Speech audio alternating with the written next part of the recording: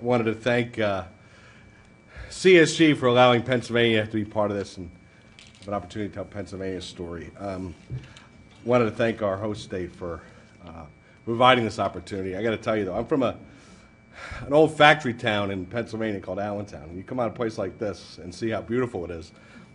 I don't know how you can spend any time in a space like pensions, because I'd be really distracted if I lived in Alaska and was able to take advantage of this all the time. Dana had mentioned about Pennsylvania being in a battle over pension reform, and that's true. The last many years we've been trying to work back and forth to try to come up with the right combination of reforms. I didn't spend much time here yesterday. I just got an opportunity to do that tour about Captain Cook. I must have missed that part in history because I didn't know much about him, but that endless journey around the world, it seems to be our challenges in pension reform in Pennsylvania. I'm just hopeful that we won't end up the same way he did in the end, but it's been quite the challenge. One thing Pennsylvanians are very proud of is our competitive nature. We're competitive about everything, and sports, whatever it is. And in the pension space, it's between actuaries and accountants. You know, we all work together, but we like to jab at each other once in a while. So it's not complete without a short actuary joke. What is an actuary? Someone who found accounting too exciting. Accountants' jokes are so funny. Just a little on Pennsylvania state pension plans. We have 2 pension plans in Pennsylvania, pretty common to other systems across the country. One for state employees, the smaller one. It has 110 active employees, 109 annuitants. Total assets about $32 million. And then our Pennsylvania School Employees Retirement System for our people who are employed at our school districts. The larger of the two, 279,000 active members and 178,000 annuitants with $52 million in assets. In Alaska, one thing I realized really quickly is how proud the state is about its size. The first thing I got when I walked into the visitor center was a map with Alaska superimposed on the rest of the country. Right? Pennsylvania can't compete with that in any regard. But one place it can, for better or for worse, compete in terms of size is its pensions. Pennsylvania has 3,200 pension plans. 25% of all the pension plans in the country are in Pennsylvania. We have four times the number of the state next to us. And that is a function of Pennsylvania's historic Commonwealth form of government, where local control, everything is done at the local level. Every local community has a pension plan. A lot have several. And it creates tremendous complexities in terms of reform, in terms of trying to find the right combination of reforms for all these plans across the state. The 2 largest ones, of course, are the ones at the state level, but none of those include any of the local communities. I'm not sure if any of you have one of these. But this machine has been used in Pennsylvania for pension reform in the past. We've sometimes rewrote history and tried to recreate history. And sometimes when you rewind history in terms of pension and try to do things in the past, it doesn't work. And this is a machine going forward we have to try to throw away. Just a little on our history. This is what our contribution rates were before the downturn. We're looking at pretty reasonable levels that we can manage. There was a cap at $1.3 billion in our school district system, $387 million in our state system. A little spike because we tried to manage some of our exposure in the beginning of the decade by some actuarial changes. But it was still reasonable. Then the market fell out from under us, like it did in everyone else's, and this is what we looked at.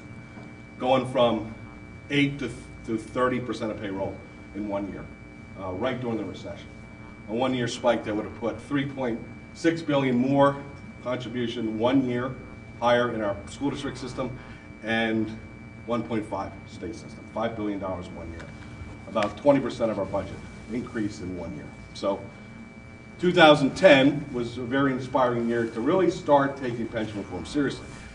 Unfortunately, we in the past have looked for a silver bullet, that thing of catching the home run or hitting the home run to try to solve these problems. This is what happens in pension reform when you try to find the silver bullet, try to find that home run. One of the common themes today has been there's no perfect solution for this. You've got to be in it for the long term. You're not going to find a silver bullet. And this is what's happened to us. So as a more systematic approach to pension reform, we looked at the problem took the unfunded liability and broke it out to determine what was causing the problem. And this was the unfunded balance was created, the percentages were created by these issues. 48% by market downturn, the yellow is benefit increases, and the other large one were actuarial changes that we did at the beginning of the decade in order to lower contributions without paying for them. And that created 21% of the problem. So in reforming our system in 2010, we took each component of it and tried to address it as best we could. For the cost components, the increases in benefits, we roll back our benefit increases, lowering the normal cost from 9% of payroll to about 3.3% of payroll, assuming we meet our assumptions in terms of the assumed rate of return and actuarial assumptions. Multiple changes, rolling back the multiplier on earnings, length of service, and average final pay, maintaining the contribution levels up. We dropped the multiplier, but kept the contribution levels at the rate they were pre-reform. So the employees were still paying that amount. Vesting periods were extended, retirement ages were increased for both school district and for public safety. We capped pensions to 100% of pay. There was some spiking in our system where plan participants could get a pension that was more than 100% of pay. So we set up, making sure that was capped out. We instituted a rule of 92. Many of you know what the superannuation rule of 90, 85 is. 92 was because we had people 18 years old coming into state service who could retire at 53. 53 years old with 35 years of service. So at a minimum, they'd have to work another 4 years before they get superannuation. Made pension obligation bonds we prohibited them in statute. A lot of bad history in Pennsylvania with these things, trying to make the arbitrage play. Philadelphia, Pittsburgh, a lot of local communities try to run these things, and it hasn't worked. So we made them illegal in Pennsylvania. And then the other big issue was, how do you deal with the market downturn? Who takes on that risk? And we had a broad conversation about that. Of course, the risk of loss can be assumed in different ways depending on the plan, defined benefit, defined contribution, and alternative. What we could advance at the time was a shared risk defined benefit plan. A defined benefit plan where the employees share the risk based on the market performance. And what happens is, you look over a 10-year period, and if the system performs worse than we assumed, contribution rates go up. So 1%,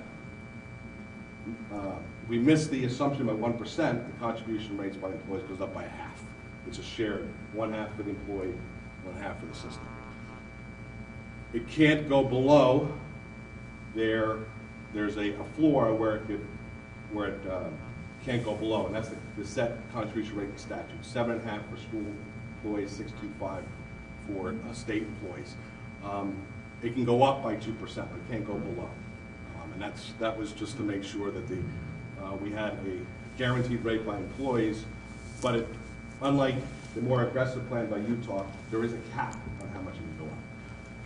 Something that's under conversation regarding changing as well. Okay. And that change, that increase in contribution by the employee goes directly towards debt reduction.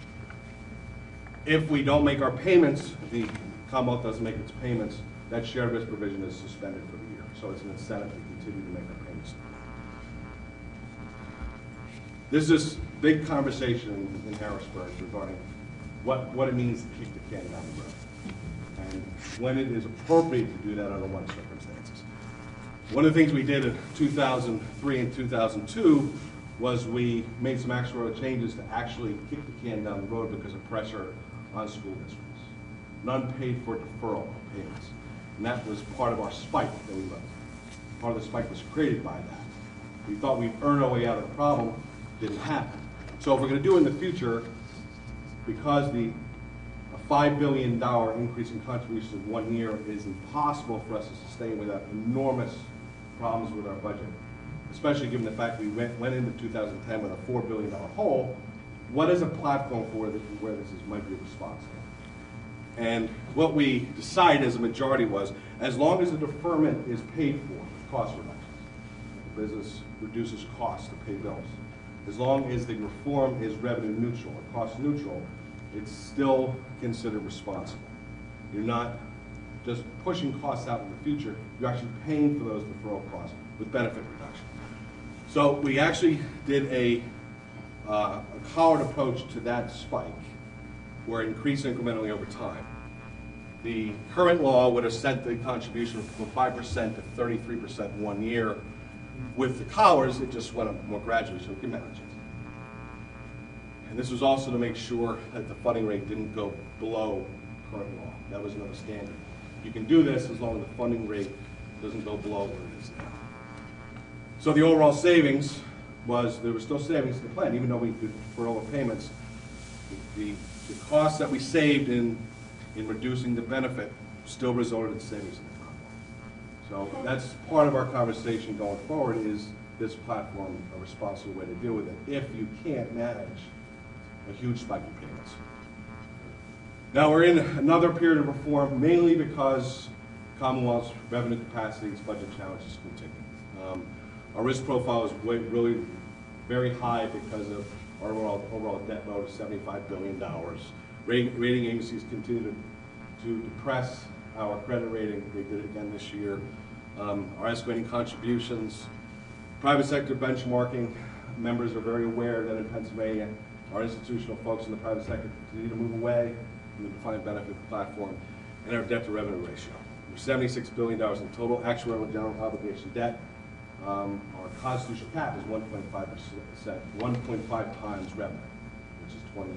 Our revenue is $20 billion. So you include us with regular debt, and we are violating our Constitution.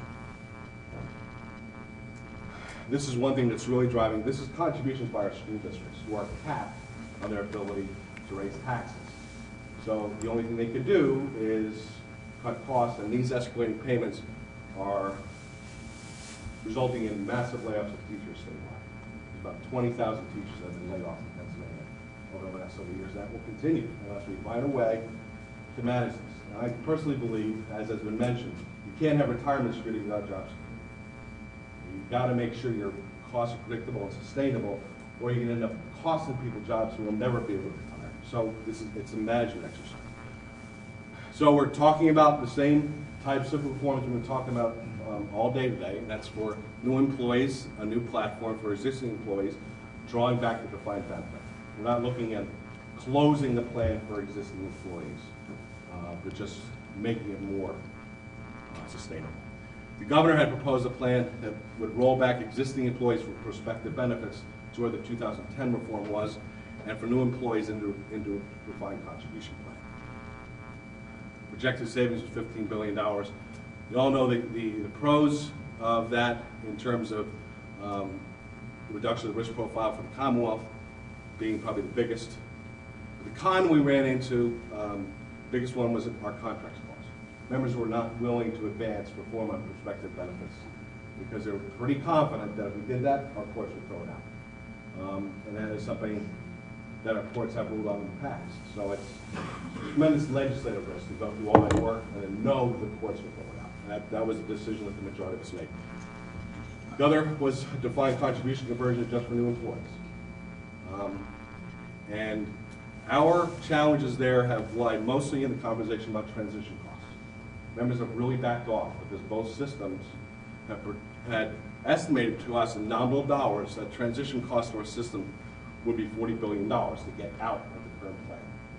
Now, there's a lot of disagreements amongst actuaries in Pennsylvania on this. A lot of disagreements. There's 4 or 5 actuaries in our reform discussion. Many agree that this is right, many don't. Some say that the liquidity in the system is enough to allow us to not have the transition costs of reconfiguring their portfolio as people age in the system. Some are saying that in relative risk, even if it's $15 billion in present dollars, these systems are going to be around for another 100 years. That's $15 billion additional costs as opposed to the $30 billion in additional costs we put into the systems in 2008 when the market went down. So if you're making decisions about relative risk, it might be better to take on $15 billion if you've already experienced a $40 billion increase because the market went down. So we're still working through that. Disagreements within the Assembly. The one that has probably the most viability right now is a plan called a stacked hybrid. Typical hybrid is a side-by-side hybrid, which you have a defined benefit, defined contribution working in parallel tracks. This is a defined benefit plan for salaries up to $50,000. And then for every dollar above $50,000, your contribution is going to a defined contribution plan. That's to give a base benefit up to $50,000 of salary. Now, the thinking behind this is it allows for gradual phase into a DC. As salaries go up, more dollars go into the defined contribution plan. As salaries go up, so it's the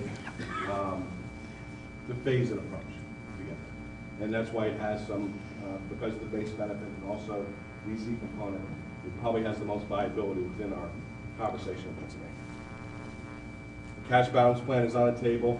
Many of the provisions you've heard about today, 4% interest credit with an annuitization option at the end. Problem with the cash balance in Pennsylvania is that the penetration in the private marketplace has been very small. Members are very uneasy to go into a new plan when none of their constituents know what it is. And probably would have more viability if more of the private sector institutional folks had this in Pennsylvania, but they don't. And there's also concern about future upward pressure on interest rates if the market flies. We might go into this plan, it's a defined benefit plan. In years that the market goes up and people in the private marketplace are doing really well in the market, there's a fear that the assembly will increase that interest credit. Yeah, and then we'll be back where we were. If you increase the interest credit to 7%, pretty much have the same thing. So there's some suspicion about this plan. Lastly, just about the debt. Even if we change the plan design going forward, the big problem is everything under the yellow, because the only thing we're doing is addressing the cost between the yellow and the green. That's the payments we're making for future employees. So if you just drop that to zero, even if it's zero, you still have that to deal with. And that's something you're not going to be able to deal with just prospective benefit changes. And there's not many options. General fund taxes, which may be something we might have to do, if pension obligation bonds. One thing we're looking at is lump sum options with pension obligation bonds. Using pension obligation bonds to offer people, current employees, annuitants, a buyout. So they get the resources up front, and the difference between discount rate and the cost of borrowing, that arbitrage cost will be locked in, so there's no risk there. The problem with that is that the employees, they're responsible for investing that money. It's a lot of risk to the employee. I won't go into municipal pension plans, it's a lot of the same things. But basically what we need to do in Pennsylvania is consolidate. We have too many plans, too costly. We need to consolidate, and that is an active conversation in Pennsylvania. Let's advance forward really quick. I said that to reflect on history, but one thing might be worthwhile is sometimes there's some good advice from history. This is a quote from Thomas Jefferson. It said, if we're going to take on any additional debt, it should be within our own age or within the term of 19 years. If that's the way our pensions were funded now, I think we would be in a lot better shape. So, thank you very much for your time.